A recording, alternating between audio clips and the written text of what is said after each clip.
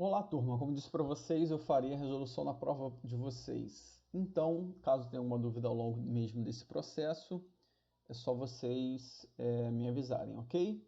Então, vamos lá, ó. Primeira questão que eu propus para vocês. Para elevar a temperatura de 200 gramas de uma certa substância,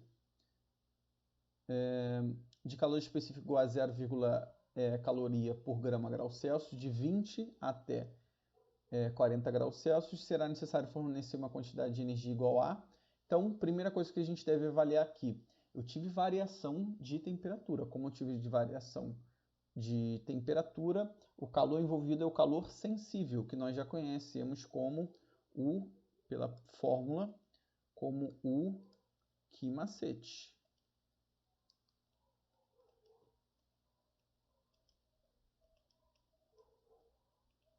Sendo isso aqui a variação de temperatura. Agora eu vou só colocar só os dados para a gente. Ele disse na questão que a massa era de 200 gramas, que o calor específico era de 0, deixa eu ver aqui, 0,6 caloria por grama grau Celsius. O que mais? E ele disse que houve uma variação de temperatura de 40 menos 20. Inicial de 20 graus e foi para 40. Ou seja, final menos inicial. Isso vai dar 20 graus Celsius para gente. Então, continuando aqui o nosso cálculo.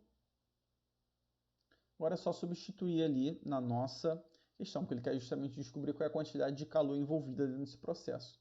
Então, para isso, Q vai ser igual a massa, que é 200, vezes 0,6, vezes o nosso 20. Então, posso reescrever isso. Essa conta com certeza vocês conseguem fazer. Eu vou dar agora macete para vocês fazerem isso sem calculadora.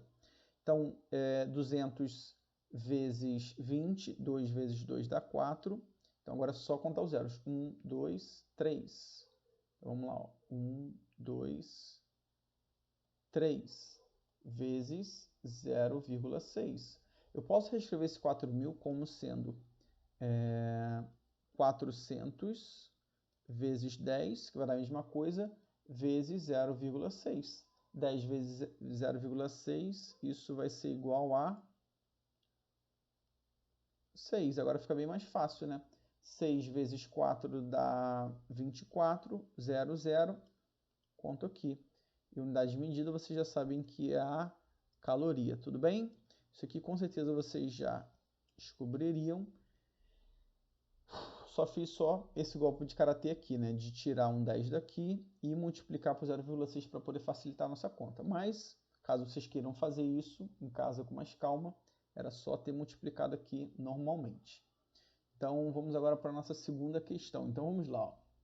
Conceito que envolve a transição de fase do estado físico, onde há liberação ou absorção de calor que não envolve variação de temperatura, não vai variar a temperatura. Mensuráveis pelo termômetro está relacionado ao calor, obviamente, ao calor latente.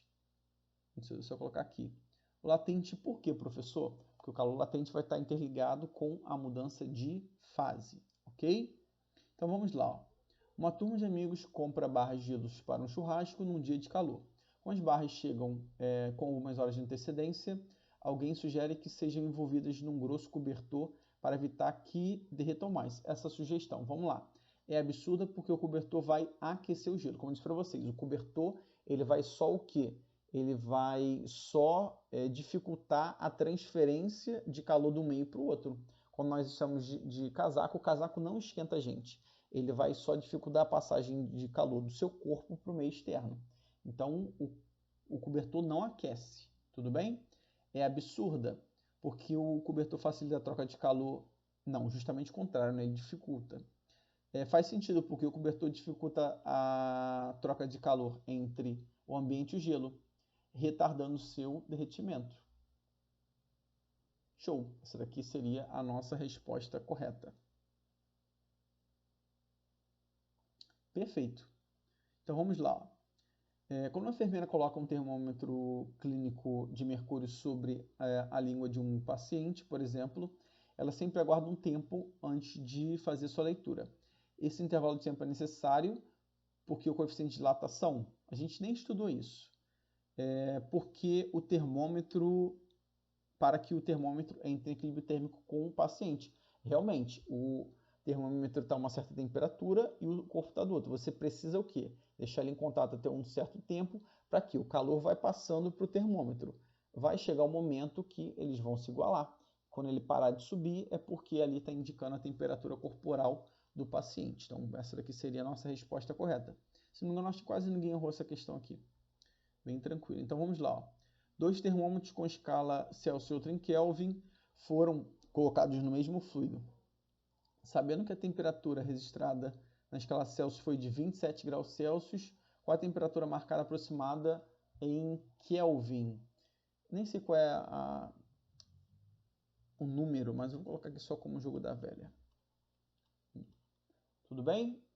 Então, continuando aqui, ele tem a nossa temperatura dele, ele diz que está em Celsius, está a 27 graus Celsius. Ele quer converter, ele quer saber qual é essa temperatura na escala Kelvin. Então, para isso, eram só vocês terem lembrado da escala de conversão, né, pessoal? A gente bem sabe que temperatura em Celsius é igual a temperatura em Kelvin menos 273. Aqui eu já tenho minha temperatura. Se eu sei a minha temperatura em Celsius, tem como descobrir qual é de Kelvin. Se eu sei qual é a minha temperatura em Kelvin, eu já sei como descobrir em Celsius. Então aqui eu já sei quanto vale Celsius, nesse caso vale 27, igual a temperatura em Kelvin que a gente quer descobrir, menos 273. Esse número está negativo, é para lá positivo, então vai ficar θk igual a 27 mais, aliás, né? 273, e isso é igual a justamente 300 Kelvin, né, pessoal? Bem tranquila essa questão aqui.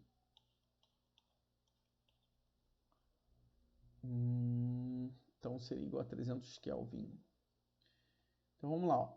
Sobre a escala termométrica de Kelvin, pode-se afirmar que é denominada de escala absoluta porque possui valores negativos. Não possui valores negativos, isso é, começa a partir do 0 Kelvin, perfeito. Isso aqui a gente explicou dentro da sala de aula.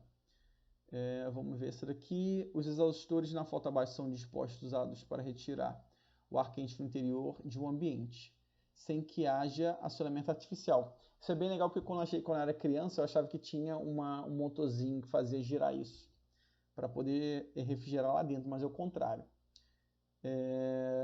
Mesmo assim, as hélices dos exaustores giram. Uma explicação correta para o movimento das hélices é a passagem do ar quente para a parte externa para a interna, através do exaustor. Não, pessoal, o que acontece ali? Tem um calor lá dentro e eu disse para vocês, quanto maior a massa, por exemplo, nesse caso aqui de ar quente, a tendência dele é sempre subir e o frio sempre descer. Então, vamos lá. Então, nesse caso aqui seria para cima, né? A passagem de ar frio da parte externa para interna através do exaustor? Não. A propagação de calor por condução da parte interna não é por